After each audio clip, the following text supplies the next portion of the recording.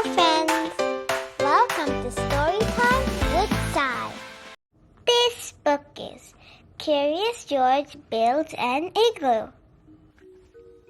It was a beautiful winter morning.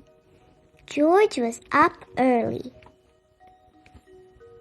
Next door, his friend Bill was up too.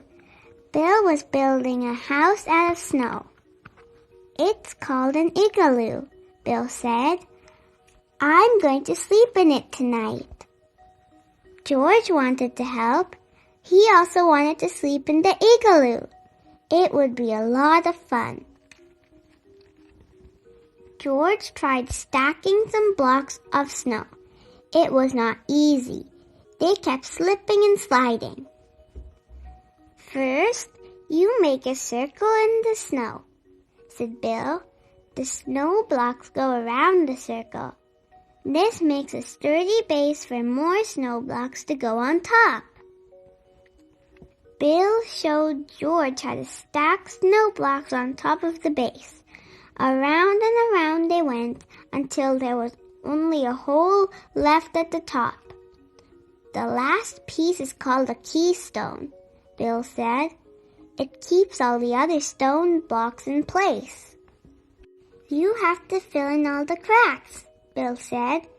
This keeps the igloo nice and warm inside. They smoothed out the snow blocks. Bill and George filled all the spaces with snow. George was impressed, but Bill's igloo was a little small. George wanted to build his own igloo, a big igloo that could fit his bed and some friends and maybe a party with music. George got to work.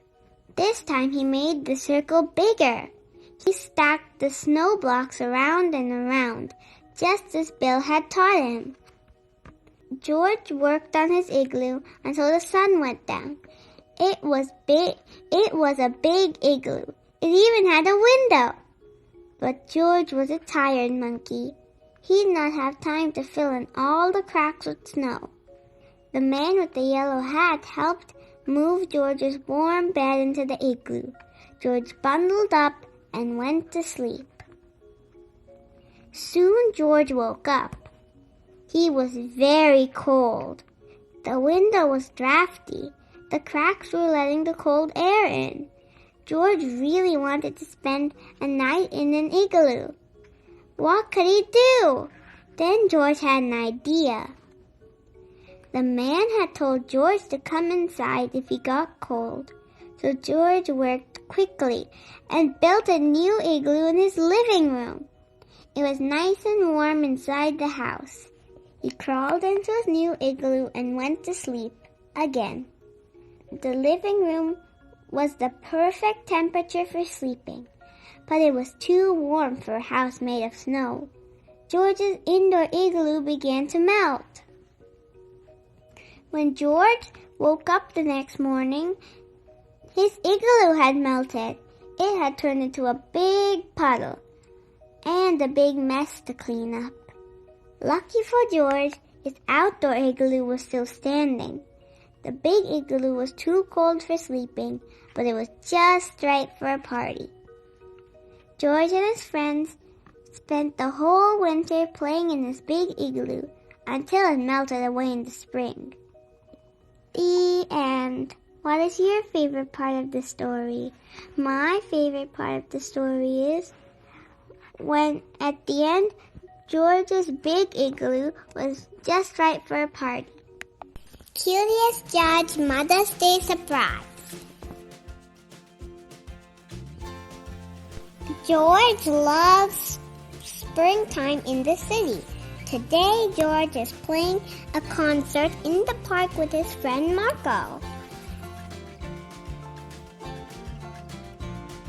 The band finished playing and everyone clapped. Then Marco and George heard someone in the crowd say, What a perfect way to spend Mother's Day. Oh no! We forgot about Mother's Day, said Marco. Mommy does so much for us. It is too late to do so something special for her today.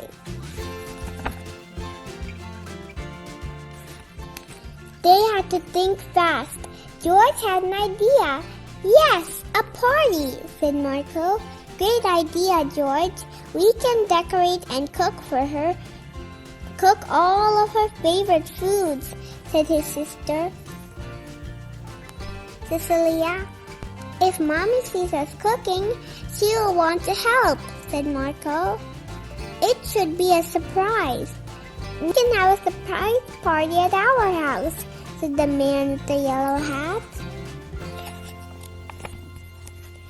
Perfect, said Marco. Poppy can tell Mommy we are on a play date with George. Then they can come to pick us up at 5 o'clock. Great idea, said Cecilia. But we will have to hurry. Let's get going. George and Marco rushed home to start decorating. We can make a piñata, Marco said. Hunley made a great model. Cecilia and the man picked up fresh veggies at the market. Avocados, hot peppers, carrots, onions, and tomatoes. At home, everyone helped cook Mommy's favorite foods. George prepared the hot peppers very carefully. Then everyone helped decorate the living room. George hung streamers. The man helped blow up balloons. The decorating was almost done. But something was missing. We don't have any flowers, said Marco. They had to think fast. Marco had an idea. We can make them out of paper. Everyone helped make paper flowers. It took a long time and made a mess. Some were better than others. By the time they finished the flowers, it was almost time for the party. Marco and Cecilia looked outside. They're coming! We have to hurry, said Marco. Everyone rushed to clean up. They put the last decorations in place and set the table with food very quickly. They're almost here, said Cecilia. Quick, everyone hide. Everyone found a hiding spot just in time. Some spots were better than others.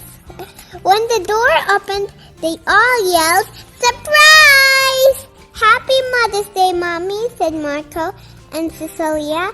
Mommy was so surprised. "This is the best Mother's Day ever," she said. The surprise party was a success. George and Marco's homemade piñata was a hit too. The end. What is your favorite part of the story? My favorite part of the story is where they said some flowers were better than the others. This book is Curious George at the Aquarium. This is George. He was a good little monkey and always very curious. Today, George and the man with the yellow hat were visiting the aquarium. "George," said the man, "please wait here while I buy the tickets." George tried to wait, but he was so excited. What was inside? He wanted to look over the walls, but they were too high. Just then he heard a splash and a whoosh. Water flew high into the air. People cheered. What could that be? George was curious. He hopped over the gate into the aquarium. How surprised he was! Swimming right in front of George was 2 beluga whales. The mother and the baby beluga whale swam right past him. And not far away was a family of sea lions, diving and splashing. What fun! George noticed people walking toward a big door. Could there be more to see? He followed the crowd. Now where was he? It was darker inside and there were fish everywhere. George did not know where to look first. In one tank, there were sharp-toothed piranhas. In another tank, there were seahorses. In another tank, there was a large octopus. George saw a group of children across the room. An aquarium staff member was pointing to different sea creatures. This is a starfish. This is a clam. And this is an urchin. Nearby, there's a long, low, colorful tank. It was perfect for touching. George was curious. As he reached his hand into the water, a large crab came scuttling from under a rock right toward his finger. Snap! Ouch! Poor George. He didn't like this exhibit. Do not touch. George slipped out a door into the sunlight. But, oh, what was going on here? George saw a fat, funny-looking black and white fish under the water. He watched as they flew. As he watched, they flew up out of the water. What kind of fish does that? And where did they go? George wondered. Where penguins live. George climbed up and into their exhibit. They were not fish at all, but penguins, of course. George hopped like a penguin, flapped his wings like a penguin, and waddled like a penguin. A crowd gathered and laughed, but when he slid on his belly like a penguin, the aquarium staff stopped by to check on the penguins. A monkey in the penguin exhibit? George opened the door to escape, but instead, all the penguins ran out. Penguins everywhere! The staff was angry at George. How could they catch all the penguins? In all the excitement, nobody noticed the penguin chick falling into the water. No one but George. The baby penguin hadn't learned how to swim yet. As only a monkey can, George scuttled the rope hanging over the beluga tank and swung over to the water and saved the chick. The director of the aquarium and the man with the yellow hat heard the commotion and came running. That monkey helped the baby penguin, said the boy in the crowd. No one else could have saved him, said the girl. The director thanked George for his help and made him an honorary staff member of the aquarium.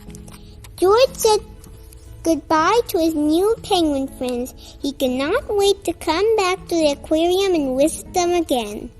The end. What was your favorite part of the story?